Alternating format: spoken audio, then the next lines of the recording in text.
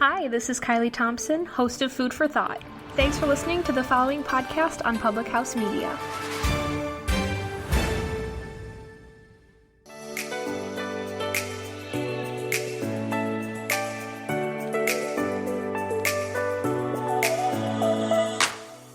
Welcome and happy Wednesday. Thank you so much for joining us here at Home with the Mitchells. I'm your host, Eugenia Mitchell. I'm a new mom, military spouse, flight attendant, influencer, and burgeoning entrepreneur. At Home with the Mitchells is a bi-weekly exploration of family, marriage, and the everyday adventure that is entrepreneurship.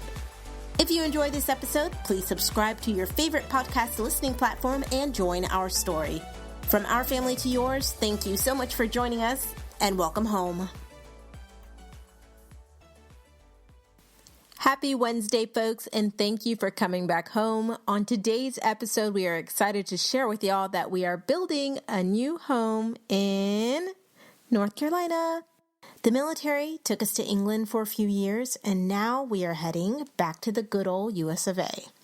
The process has been super exciting and full of so much promise. So grab your headphones, a cup of tea, cup of coffee as we break down the roller coaster ride of this exciting time during the uncertainty of a global pandemic.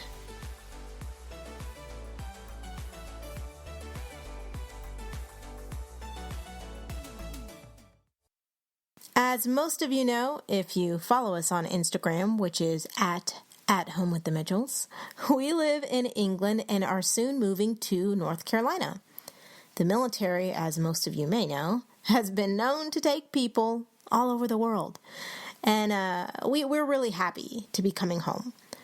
As soon as we confirmed that we were moving from England to North Carolina, we began our research. You know, as most people would. We signed up for Zillow.com and began our search for rental properties and properties that were also for sale.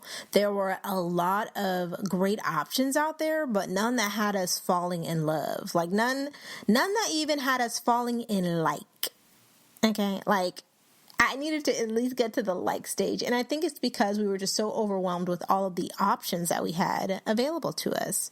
Considering this was our first foray into potential home buying, we were novices at best. We had a lot of things to consider, a lot of conversations that we needed to have. Things like location, whether we wanted to rent or buy, whether we wanted to have more kids. And I was just like, why are we having this conversation? Not that it's a bad thing, but they really play an important role into the kind of home that we ended up selecting. And that's because, again, being in the military, you kind of know that you've at least got 1 year, maybe 3, maybe 4 at one military installation, maybe more if you're lucky. But, you know, if you're wanting to have kids within that space of time, it's really important that your accommodations that you find from jump are accommodating to that. Because if they're not, you're going to find yourself in a situation where you're trying to size up because all of a sudden, y'all got a little baby. After weeks of research, we finally pulled the trigger and helped narrow down our search by deciding that we wanted to buy a house. Yay. Cool, right? Making that decision alone really helped to narrow down our search and also made us more discerning in our search.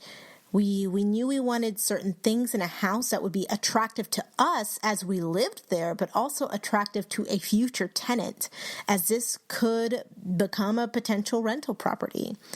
We looked for things like up-and-coming communities, proximity to the military base, among other things. Again, this is our first time going into purchasing a home, so my advice to someone who may find themselves, especially if you're in the military, if you're in the same shoes, is really get down and have those nitty-gritty conversations about whether you want to rent or if you want to buy. That will really help de-stress the home search.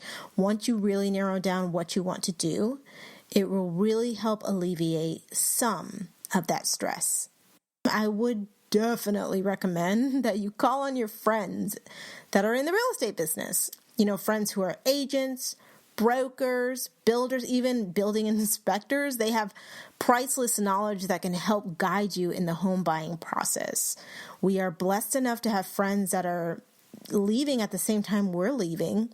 And honestly, it was a good and a bad thing. A good thing because it's kind of like we're taking friends with us. We're moving from England, we're going to North Carolina, and we have our built-in friend system there, which is great. But when you're all leaving at the same time, it can get a little hairy because house hunting can get really competitive really quick. You can end up getting a house sold up under you because, maybe you took your time in making your offer, but little did you know that your best friends across the street put in that offer for that home that you fell in love with. So, it can get to that point. It can get to, the dog-eat-dog kind of world when it comes to real estate. Luckily, in our situation, all of our friends had very specific ideas for where they wanted to live in North Carolina.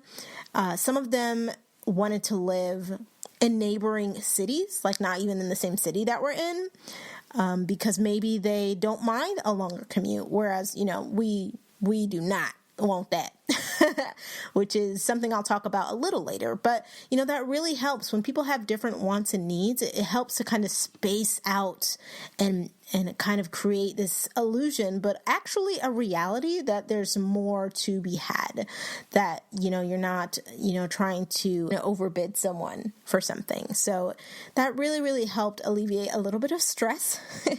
Now, my sister is a real estate agent, which definitely helps things, but my friend who's also going to North Carolina, Jenny, recommended a local real estate agent that she had, a professional relationship with, and it was just way too perfect to ask her, hey, how was your experience with this young lady?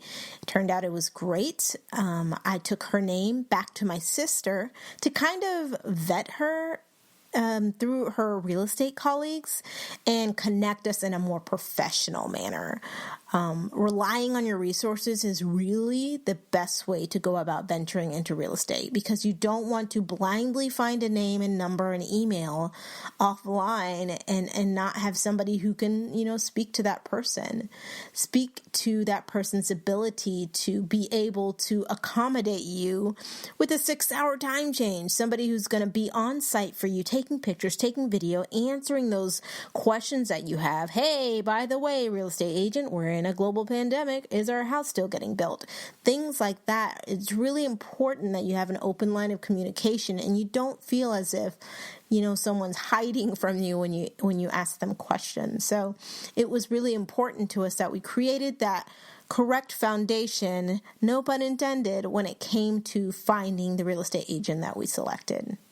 Now that we had the exact community we wanted to live in and we had a connect on the ground in North Carolina, it was time for us to consider what size house we wanted. Oh my gosh. And that decision came a lot of conversations that we needed to have surrounding whether or not we wanted to continue building our family. If you've been following us for a while, you know that my husband and I have our sweet son, Titus, and have always talked about growing our family. We have decided that we do want to grow our family, so that means we would need 4 bedrooms minimum to accommodate having another child within 2 to 3 years. We also have family that live relatively close in Texas and Georgia, and we are very, very family oriented. So we wanted to ensure that we had appropriate guest accommodations for when, for example, my mother-in-law or my mom or siblings came into town. So if you're tracking, that means we need 1 bedroom for us, 1 bedroom for Titus, 1 bedroom for baby 2, and another bedroom for our guests. Another room that was important for us to incorporate into our next home was having an office space. The next phase of my husband's career will require a lot of studying, and it almost requires a dedicated space to work. An office space was a non-negotiable must-have. Another topic that I told y'all I was going to talk about was this commute, y'all. Our decision to live in this particular community was definitely tied to how short the commute was to the military installation. As of right now, here in England, we live in a town that is about 35 to 45 minutes away from the military installation. Now, that's not 35 to 45, on a bad day. That's 35 to 45 on a good day. And there's a lot of potential for that to turn into an hour plus commute, and that's one way. This commute has been a pain for my husband to make. Mind you, it isn't a 1 or 2 hour commute, but it does eat up a lot of time in an already long and exhausting workday for him. It was absolutely paramount that the commute from front door to military installation was 30 minutes or under, and we were able to achieve that with the community that we picked in North Carolina. Seeing as we're looking to add to our family here in the next year or so, a long commute definitely eats into a lot of that potential family time. So it was important to he and I that that was at the top of our list. Now that we have the lot, we have the plans for the house, we have the floor plan, it's time to do the design center meeting. Yay! Design center meetings are usually this big hurrah, which they should be, because you get to pick all the finishes in your home. You get to pick the colors of your walls, whether or not you want carpet on the first level, if you want laminate, if you want a mudroom drop zone situation, if you want the French doors on your office, if you want to have the flex room. It's a lot of options that kind of go into the design center, and it becomes more of an experience. But let's fast forward, you guys, it's February, March, middle of a pandemic. There's no way I'm going to take a flight to go and do a design center meeting and risk, getting myself infected or, getting stuck in the States if travel restrictions were to change within that time period. So we had to adapt. We had our design center meeting via FaceTime. I was shocked at how smoothly it went, but we were able to do a lot of research beforehand that helped to make the design center experience a little less stressful. There were a lot of things that we, knew that we wanted that were already kind of pre-selected for this house. This house was a pre-sale, not an up and out, build from the get-go. A pre-sale is basically defined as a house that has a dedicated floor plan, meaning you couldn't pick or choose from the litter. A house that already had certain items that were ordered for it. And also it's a house, with a benefit to us, that already has building permits. So it gives us a big boost ahead of those who are who are building from the ground up, because permits have already been ordered for this pre-sale house. I don't want to get too into it because I definitely want it to be like this big reveal once, the house is all done. But we definitely knew that we needed to have certain things in this house design-wise. We, of course, wanted the open concept kitchen. That is more so a floor plan item. However, having certain colors in the kitchen and certain colors in the home really helped with that. We chose a laminate to go all throughout the first level, except for in the flex room and the living room. It was super important to Dimitri that the living room area had carpet. And I kind of was like, I just want it all to be one material. But he brought up a very good point that Titus and him like to wrestle and play a lot. And it really helps to have the carpet as cushion. Something that was really important to me was that we changed the carpet that was ordered for the pre-sale. The carpet that was originally ordered for the house was this light brown, tan kind of the carpet that you see in almost every apartment that you've ever had. No shade, but I just wanted something different. And unfortunately, the color that I wanted was an upsale. Basically, if you wanted to get this different color, which was like this really beautiful gray hue, you had to basically pay for it because the color that was ordered for the house was something that was just included, whereas the gray color that I wanted kind of was in the next tier of carpets. Just to touch on some of the things that we did get in the design center, we got the soft closed cabinetry throughout the entire home. At first I was like, that shouldn't be something that we get. That seems kind of silly, but it really does help, especially if you have folks that are on opposite schedules, which could potentially happen with my husband and I. It was a no-brainer for my husband that we have a covered patio, so we got that. We wanted to make sure that we prepared this home to be a great resale.